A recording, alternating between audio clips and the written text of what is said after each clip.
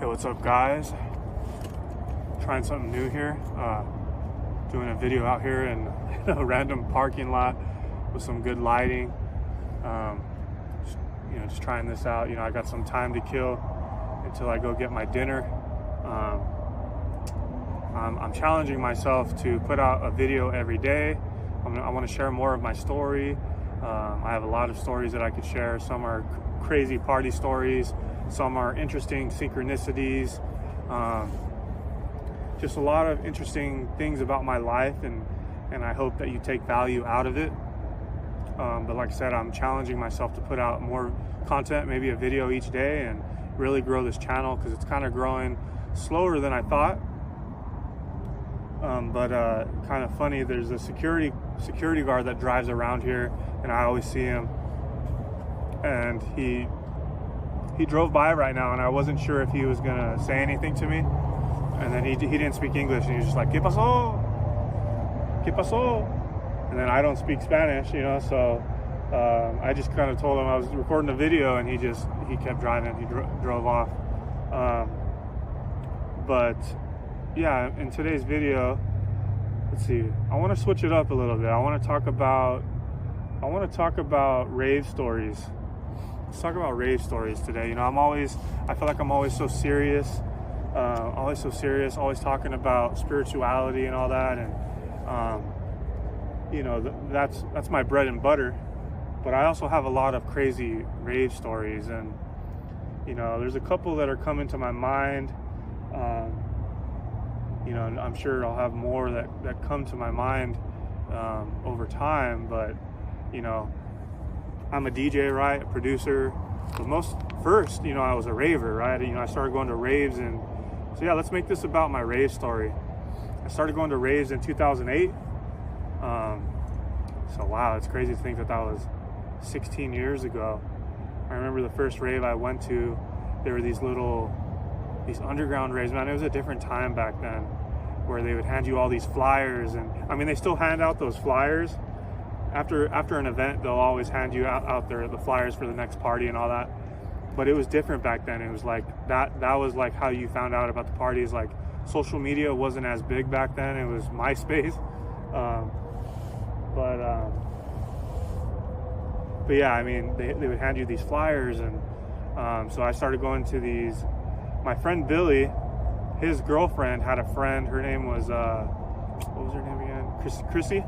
Her name was Chrissy, and she was big in the rave scene. This was in 2008, and she knew DJs. I guess you can call her a promoter or whatever, but she was big in the rave scene. And I remember one day just going with them to a rave, and I was 15 years old, and at the time I just drank and smoked weed. I had never tried anything else, but I started hearing about the kids going to raves, right? And started hearing about it more and more, and I was like, you know what, I want to go check it out. I want to try it out. And so the first events I went to they were at this little skate shop in Compton. What was this? It was off of Rosecrans, somewhere over there. And I just remember stepping into that little warehouse. It was a tiny little warehouse. I think it had 2 stages. And drum and bass was very popular back then, and so that's what I got into first, was drum and bass. And I remember just stepping into that little warehouse and just hearing the sounds of the bass and the drum and bass, and watching how people it was just so mind-blowing when you really think about it. It opened me up to this new culture. I'm sure I have people that I know from the rave scene that kind of watch my videos and stuff, but not really. This is more spirituality. But I don't know if people can really understand, like if you're just a regular normal person, and you've never been to a rave, it's this underground culture. There are all kinds of underground cultures out there that are just so different, right? And it was just fascinating seeing the culture. The culture was all about, the principles of plur, peace, love, unity, respect. This culture was just the people were so friendly. Obviously, they were all on ecstasy. They were on drugs, and, most of them were, but the culture was just all about love. And when I look back on my life, actually, it makes me realize how the rave scene, the rave culture led me on the spiritual path, really, because this culture was so amazing. Sure, it's kind of fueled by drugs a little bit, you know, and sure, the music is not the greatest alone, but when you mix those two together, it's a cocktail. It's a perfect combination for a perfect storm. It's a perfect combination for a great time. You know what I mean? And you know, like with everything in life, everything in moderation, especially moderation. Everything in moderation. But you know, these experiences were so transformative for me, and they were just so amazing. Like, you know, I always talk about how just feeling so alone and so different, and this community, this culture accepts everyone. They welcome you with open arms, right? And those early rave experiences were just so profound, so amazing. It just opened me up to this new culture. I could honestly say I feel like raving saved my life, because it's like I always had these crazy weekends, man, these crazy stories. And then when I went back to school on Monday or back to work on Monday or something, like I just knew that I just had these crazy stories in my head. You know, some people I'd be comfortable sharing them with, some not, you know. I mean, but it's just like, I feel like it saved my life because people are just so normal. And I just knew that I had like a wild weekend, and I had just had these crazy stories in my head, like, you know, coming to school on Monday, coming to the job on Monday, like I just things that you couldn't imagine, you know, that the regular person couldn't imagine, you know, like going to a dirty warehouse in LA where there's just, you know, you're with all these people, and you know, the music and the, you know, and it's just good times, you know. And sometimes, you know, you have your friends and you take this adventure into the desert, into the middle of the desert, where it's like these parties were like, you know, if you know kind of a thing. Like these were real, what do you call it, real speakeasies, you know what I mean? People like to throw that word around. Like this is like, you know, how it was back then. But like I said, so I went to a couple at a skate shop in Compton, and it really was amazing. It opened me up to this new culture. And then from there, I started going to the Gotham City Fridays. You know, I went to the Hudson, which is in San Bernardino. And, you know, back in that era, you know, it was like the shuffler kids and, you know, the Mexican kids, the Hispanic kids with the crazy big hair. And you know, it was just so wild, you know, so many memories.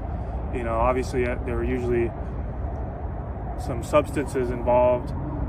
And I was so young, you know, I was so young to be doing all that. But, you know, it's part of my story, you know, it is what it is. And it's like, it was just so fun, you know, it was a lot of fun. So after, you know, Gotham City and the Hudson and all that, then I went to my first EDC, which was at the LA Coliseum, and that was in 2009.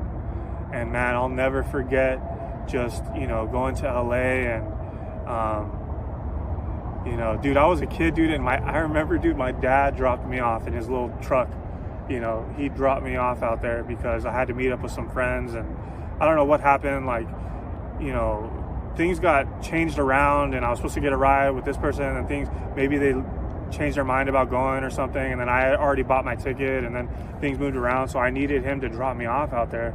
And it's kind of embarrassing, right, but kind of funny. And then that was my first time going to EDC at the LA Coliseum.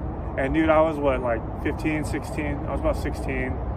And dude, I was a shy kid, you know. I was learning to become more confident. And when you took an ecstasy pill, you became a lot more confident. You became more talkative, you know, and that's honestly what fueled my journey a little bit. But yeah, you know, I just remember going to EDC 2009 at the LA Coliseum, and like I said, this new culture. It's like, first I started with these little underground raves and all that, but this was my first massive festival, my first massive festival where it was at the Coliseum, and you just walk in there and it was massive, 100,000 people, 8 stages, and you walk into the Coliseum and you just walk down the Coliseum floor, if you're familiar with the, where USC plays, the football team, and you just walk down those seats and you just see a sea floor of ravers on the Coliseum floor. And back then I was into Cascade, I love Cascade, and those were the early days for me. Just so amazing, and we were with these girls, but like I said, back then I was so, and still to this day I'm still like shy and all that, but I've grown out of it. I had to learn to grow out of it back then, but I still am a little bit shy and all that, if I'm honest with myself. So I was like, I didn't know what to do, like we had these girls with us and I didn't know what to do, I was nervous or whatever. But it doesn't matter, there's more to life than that, and it was just like, I just had such a great time with some friends from high school, just going around from stage to stage, and, I saw Cascade, and that song Move For Me was popular, as the sun was setting, and I'm with my friends, and back then, they like to do the light shows with the gloves, and, I'm trying to think if there's anything like specific that I remember from that event. It was just truly amazing. It was just so amazing. So many memories at the Coliseum back then too, and the sports arena. And then sadly, the next year, things really started to get out of hand. Or was it 2009? I jumped. There was a lot of people that they weren't letting onto the main stage floor. And I remember 2009, I hopped the fence to get onto the Coliseum floor.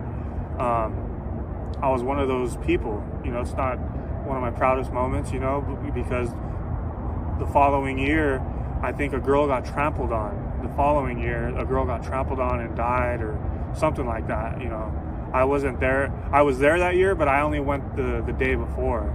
But yeah, it's sad that happened, and I just knew in 2009. So in 2010, that's when the girl died.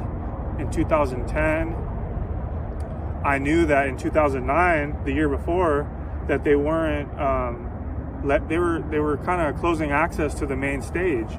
They were closing access to the main stage early, and so in 2009, I knew I had to hop the fence to get down there. So in 2010, I made sure to get to the main stage early and just stay there. And that's kind of what I did, and to make sure that we got in and stayed in. But yeah, so those were my early years of EDC. Man, it was so different back then. It was back then. It was house music. It was more, the big room, main stage house music, electro house, and then after that, I started to get into then dubstep started to come around, and which I feel like dubstep was kind of it was an offshoot of drum and bass, and those early era dubstep, like 2010, 11, 12. Bro, what is this? Is this a plane or a UFO? What the heck?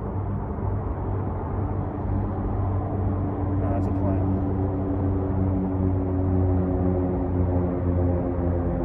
What the hell? That's an interesting looking plane. Damn. I swear I saw a UFO the other day, and my mom swears she saw a cluster of them too.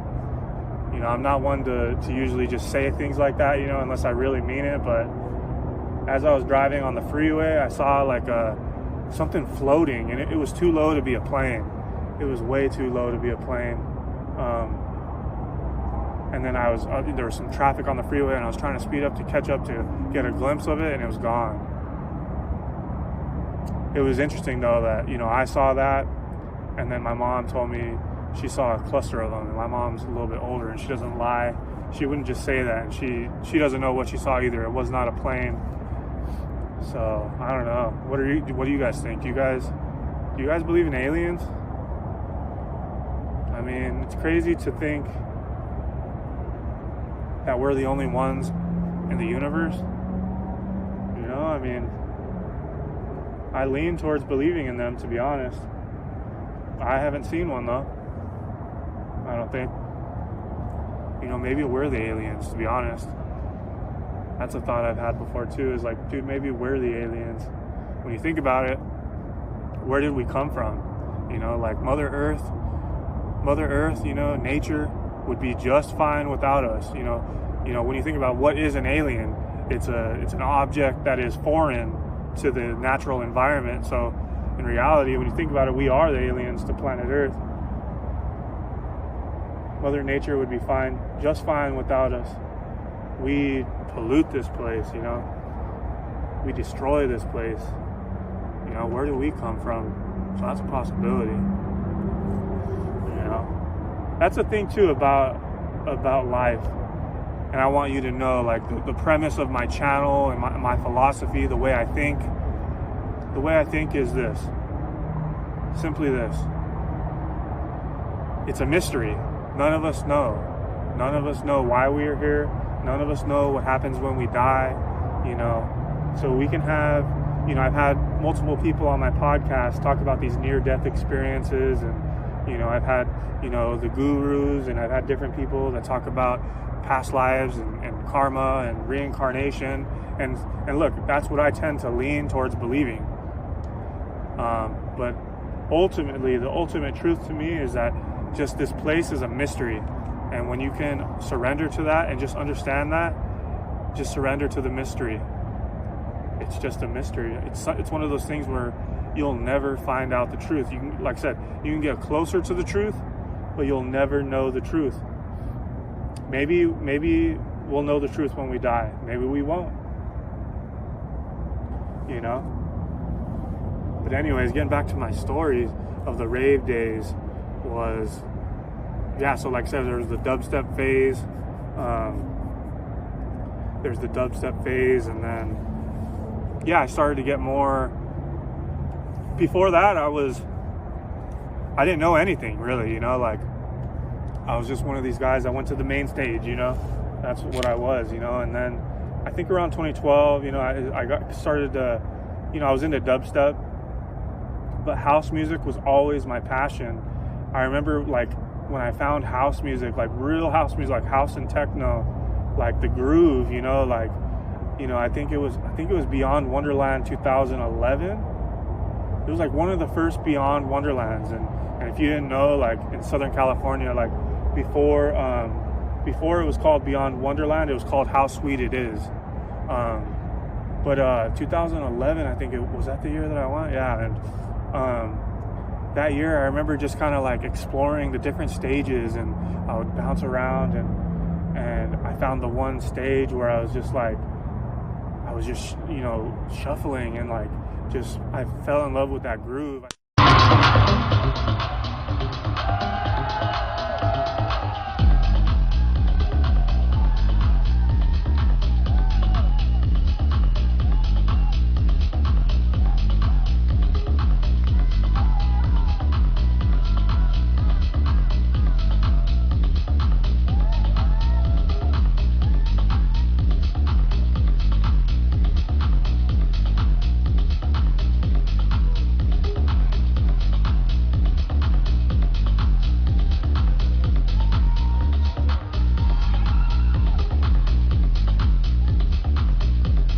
It was like the early techno, it was like the early techno.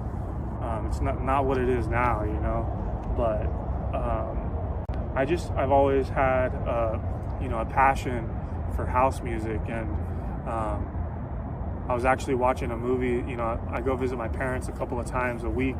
They're older, and I like to go check on them and make sure everything's all right. But we were watching Saturday Night Fever from the 70s with John Travolta, and I was watching it, and I was like realizing, like, dude, like house music,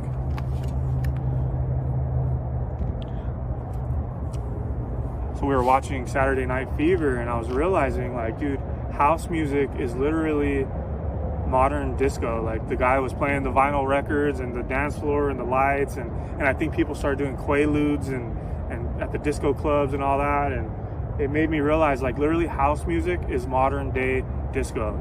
It literally, you can see that disco was the early, and then they started introducing, you know, electronic sounds and elements. It's literally what birthed house music. Yeah, so, you know, I fell in love with house music. It's been my passion, you know, and for a long time there, I was just so caught up in the party. I was so caught up in the party for years, man. So up until COVID, man, up until 2020, you know, like right before COVID and during COVID, like, you know, 2020, there was just so many things that happened, you know, with like the friend group and, you know, drama and people switching up and some friends getting older and starting families and you know, I've told this story before, but you know, this guy, you know, crashed my car and totaled my car after leaving a rave. He was drunk, I was drunk, and I should have been driving. But there's all these things that happened, right? And it just led me to sobriety, and sobriety led me to therapy, and therapy led me to ayahuasca. And you know, I talk about this all the time, you know, so I'm not gonna spend too much time on it, but just it makes me realize how everything happened for a reason. Everything happened for a reason, but like I said, I was so caught up in the party for how long was it? You know, 2008 to 2020. No, I started partying in 2006, you know, so dude, that's 14 years, you know, 14 years of partying, just wasting my energy, wasting my life, wasting my money. You know, I was still working and going to school and doing things, and, you know, so I can't be too hard on myself, you know, because I know people who are stuck, who are lost. So I can't be too hard on myself, but yeah, I mean, it took until COVID for me to, you know, I had always wanted to be a DJ. I always wanted to be a DJ, but I just could never find the time, or no one could teach me. I could never focus. I was always partying. But when COVID hit, I finally had a reason. Like, I bought myself a little controller, locked myself in my room, and just learned to DJ. And it's been since then, since 2020, so it's been about 4 or 5 years, just learning to DJ. And then in that process, I started to podcast, learning the podcast. And then during those years, you know, it's been since maybe 2022, learning to make music. And so it's been about a 4-year journey of DJing and podcasting and music, and learning to be on the other side of this scene and this industry, learning to be a creator. Like I said in one of my other videos, learning to be more of a creator than a consumer. And, you know, I've always wanted to be a DJ, and it just seemed like a faraway dream, such a faraway goal, and it's like, it's here now, and I know how to do it, and, you know, I'm getting better, you know, every day. Yeah, you know, I'm ready to get back out there, you know, so, but at the same time, you know, there's a lot of things that I realize about the music industry too. It's kind of toxic. So that's why I've just been kind of staying in my own lane, building my YouTube, paying off debt, trying to get back in shape, and trying to heal myself from traumas of life and different things that happened, you know, like I said, with my friend group and all that, just really kind of hurt, you know. It really hurt, you know. It's almost like a breakup, you know. And so I've just been healing from all that, and I've had a couple of breakups too, you know, in my 20s, and, you know, just learning to heal from all that, working to heal from all that, and that's just the journey that I've been on, you know, these past few years. And like I said, learning to create more than I consume, and I hope you're finding value out of these podcasts. And, you know, I'm getting better with my music production. I have another song that I'm working on. And yeah, you know, that's the whole reason. Like, I want to document the journey, and I know people are hurting out there, and because I used to be one of them, and, you know, and I want to share the knowledge and, you know, help people find the light and find a way out, you know, because there's literally just these little habits that you need to be doing, just these little things that you need to be doing to really help your mindset and help you be happier, you know, like, you know, like I said, man, nature is so important. Fasting is important. Sunlight is important. Community is important. And so to me, sobriety is important. But I don't judge, you know, if you're not sober, that's fine. I mean, to each their own. But I'll be honest with you, like, if you wanna, you know, connect to your higher self, you wanna feel what real spirituality is like, I would argue that you need to get sober first. You're not gonna find it when you're drinking alcohol and you're doing drugs and you're doing all these things. It's lowering your vibration, and it's hindering your growth. It's hindering your connection to the divine. It's hindering that connection. And you know, I was never someone who was spiritual, you know, like when I look back on my life, like, sure, I kind of was, but it was always inside of me. But this is a new version of myself, you know, this is me 2.0. And so, like I said, I just really want to share the knowledge, share the wisdom, and you know, if you have any questions, man, like, you know, add me on Instagram, shoot me a message. You know, if there's any certain topics you would like for me to discuss.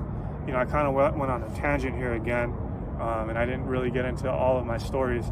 I have some crazy, wild, and funny rave stories, but I'll start rolling them out here. So I guess to kind of close this video out is I want you to know that I know life is hard sometimes, but don't make it hard for yourself. There's always, you know, I like what Marie Forleo says, you know, everything is figure-outable, you know, there's a solution for every problem, you know, and I know some people out there, if you have a hard time in life, these are usually the people that have a problem for every solution. Don't be that person. Be the person that finds a solution to every problem.